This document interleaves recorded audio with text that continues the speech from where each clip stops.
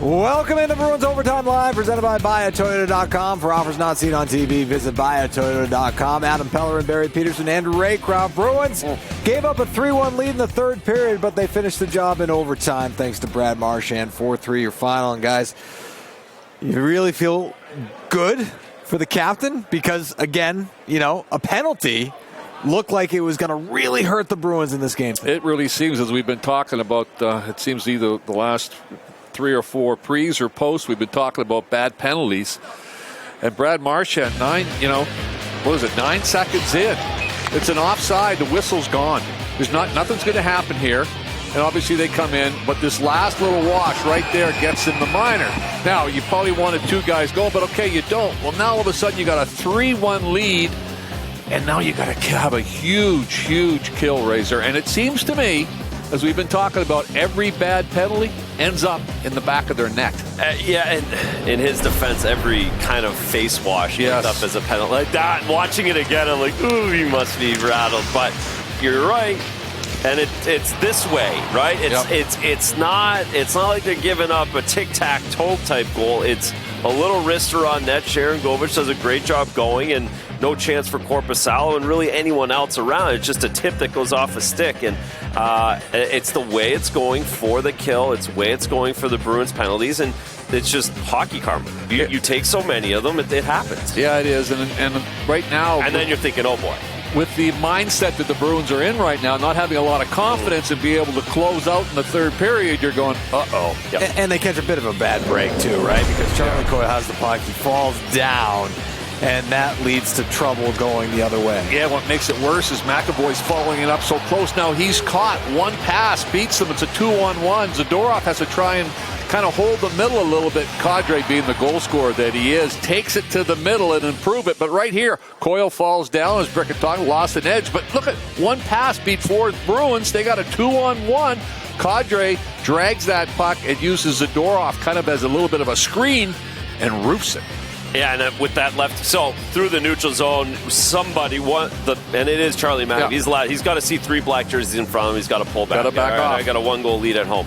The other thing for Korpisalo, with the left-handed shot down the wing, even though he's pulling it to the middle, he's got to hold the short side. You see him hold the short side. Kadri does a great job going through the defenseman and going far side, and it's not a good feeling at that point because you gave up 2 goals in the first 10 minutes of the third period on home ice. Yeah, and you think about the third period for the Bruins this year, it's been a problem. It's a goal differential, right? They've been outscored now 16-5 in the third period this year, and you're thinking the Flames, they've actually had 3 comebacks in the third period this year to win games. So you're thinking, uh-oh. But we go to overtime, and Joonas Korpisalo was up to the task. Oh, was he good, Razor? He was great all night. We did it. We focused on him at the end of the second, and I thought he was great in the third. That's, gets out, recognizes there's no pass option way out at the top. He gets a little help there from Lindholm, but he's all over it. Made a similar save against Philadelphia a couple weeks ago here in this rink, going to his left. This was the best one of all night. Huberdeau in the slot at the forward tees. Watch Korpisalo take 5 inches, steps into that white paint, sets his feet, makes a great blocker save, tracks it all the way. That's the best save of the night. A little bit of a game saver there, and then one for a little extra replay. Just see him set his feet, get out to the top. It's as good as you can do as goaltender. 4 saves for Joonas Korpisalo in that overtime period, and you're thinking, okay, time's winding down. Might be going to a shootout here at TD Garden, but Brad Marchand said, hold up. Wait a minute. Yeah, but Elias Lindholm did all the work from behind the net, man. Winning the one-on-one battle here. As the faceoff goes back, Lindholm doesn't sit back. He goes right in, takes the body, gets good inside position, hits Marchand. Good save. He sticks with it and makes the rebound. And what I found really interesting afterwards, you see him going off. The first guy that Marchand afterwards goes to is Korpisalo. And basically said, thank you. Now they won't remember my penalty. Great play by Lindholm, because Anderson's thinking the same thing we are. Yeah. We win this draw. All right, I just get the net, and I'm going to cruise. We're going to go up the ice. But Lindholm, sneak attack. He snuck up on him, to be quite honest. You see how Matt Anderson snaps the stick in half. Great job by Lindholm to pick his pocket, takes everybody by surprise, and Marchand his second effort. I mean, we're gonna go at the end of his career. We're gonna go through, and I bet 90% of his highlight reel goals are that. Yeah. The overtime, the double, the second, the third effort, rebound. Wolf did a great job coming out, made a nice glove save. But it's Brad's tenacity and competitiveness. We hear about it all the time, but it's been on display, the both overtime goals he scored this year. Yeah, at age 36, Brad Marchand continues. But I'll guarantee you, he felt like he wanted to get that for the guys. Yep. Because he kind of felt that penalty probably hurt. Leaders lead. Yep. Star of the game presented by Subaru of New England. Fall in love with a brand new Subaru as you take a look at the most overtime goals in regular season history. Alex Ovechkin, Sidney Crosby, Brad Marchand rounds out the top 3 on that list. Billy Jaffe caught up with the captain after the win. Well, that wasn't easy, but it was effective in the end. I know every win is important, but especially having had the lead, winning that in overtime, how important was this one? Yeah, it's great that I thought we had a really good first 40, and then I took a bad penalty to start the third, and we kind of went downhill a little bit. But, Korpi was incredible tonight, keeping us in it. And we end up getting the 2 points, which at the end of the day is big for our group to continue to push through it, work through that adversity, and get the win.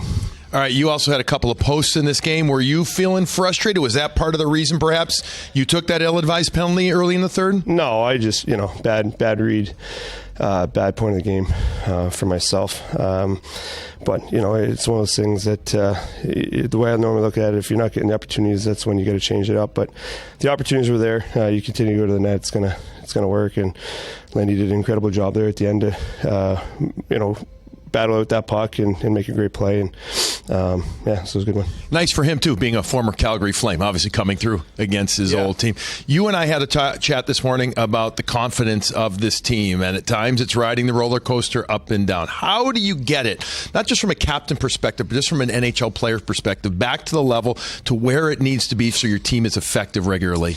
Yeah, I mean, when you don't have your confidence, it completely changes the way that you attack the game. You end up being on your heels a little bit more than on your toes, and it's too fast of a game to do that. I think with the expectations of our group this year, we came in thinking that maybe it was going to be a little bit easier than it is.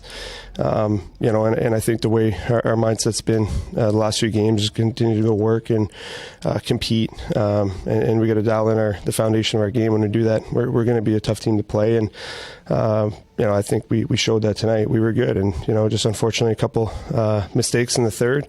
But, we ended up doing the job. All right, congrats on the win. Thanks for the time, and we'll see you on Saturday. Thanks, bud.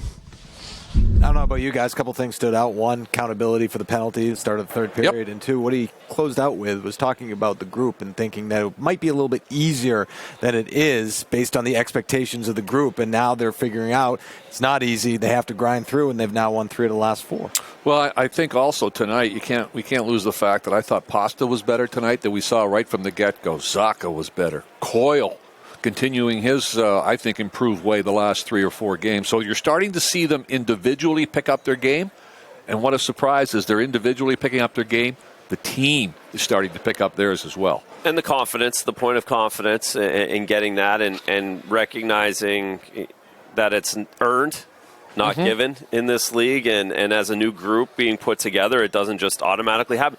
And it's easy for the guys, especially the guys that have been here the last couple of years, it's easy to lose sight of the NHL season the way they've started. To be 10-0 the last 2 years and just be able to cruise and not have this early season angst that a lot of teams get in the NHL. It's because it's early. Everyone's focused on these starts. Everyone's focused on the record for the first 20 games, and then you settle in a little bit.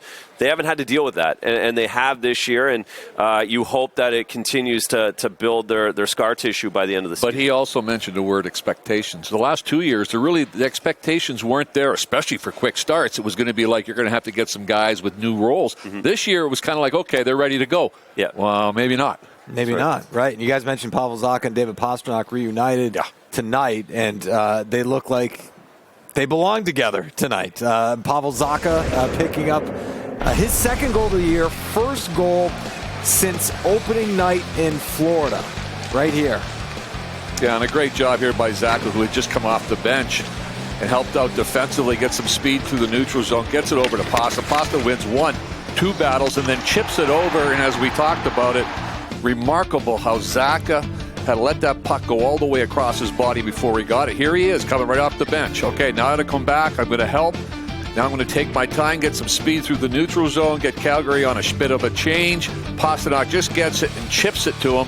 He lets it go, and then he rips it. This is the type of shot that you hope can get his confidence going because he has got a great release. Oh, he's got such a great shot. You watch it in pregame skate. You watch it at practice, and it's an absolute laser. And tonight he had 3 on net. If he gets 3-4 on net and doesn't miss those opportunities like this one right here, more and more he's going to be scoring in these games. So you hope that confidence builds. You can see the relief he has when it goes in, when he hammers it home. And I thought his game before was really good, but after dictated, I thought he built his confidence a little bit tonight as well. Yeah, great shot, great feed from David Pastrnak, great play. And as you take a look at the all-time assist leaders in Bruins history, David Pastrnak with 2 assists tonight, moving into 11th place by himself. 16 behind Terry O'Reilly. But as we say, with the eye test, and Judd and Brick were on it early. It's like, as we were watching, Boston looks, oh man, look at the feet, they're moving. And all of a sudden, confidence were there. Yeah. He was like moving and pushing pace, and Zacha was doing a good job defensively, helping him out, I think. Yeah. But you could tell right away that he was into it. And I know if the narrative would have been a little bit different if they lost in overtime because of the 2-goal lead in the third period that they had, we'd be talking just a little bit different.